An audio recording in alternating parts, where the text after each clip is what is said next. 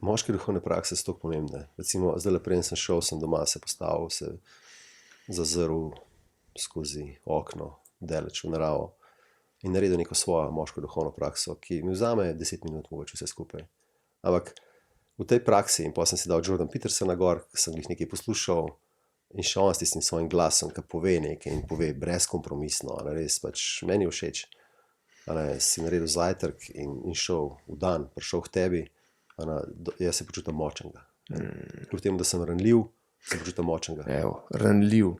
Zdaj, odnos bi pa mogel biti idealno tak, da ti lahko pokažeš, brez zadržkov svojo ranljivost in da se hkrati v odnosu počutiš varnega. Se pravi, moški mora zagotoviti tako okolje in ženska. Ali še to malo pokomentiraš? Ja, veš, ranljivost ljudje napačno zamenjujemo z šibkostjo.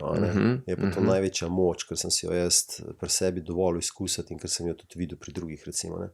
In zaradi že prej omenjenih razlogov, kako so moški morali biti močni in se je ranljivost zamenjevala s šibkostjo, se je v končni fazi je bilo, marsikdo izmed nas je bil vzgojen v prepričanjih, da dejno, se sfantno, pač, to pa za fante ni, pa fantje pa ne bojo jokali zdaj, daj stisnem zobe, gremo dalje.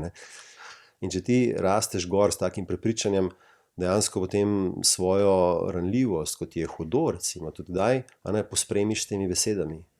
In sam sebi rečeš, daj se, zdaj je težko, ampak daj, gremo, zdaj bom šel, zdaj bom odlaufal, zdaj bom šel v fitness, zdaj bom to naredil, zdaj bom projekt speljal, imamo to, gremo, Ampak ti si samo nadal zopet en oklep nečesa in si to svojo ranljivost dejansko prekril pred samim sabo,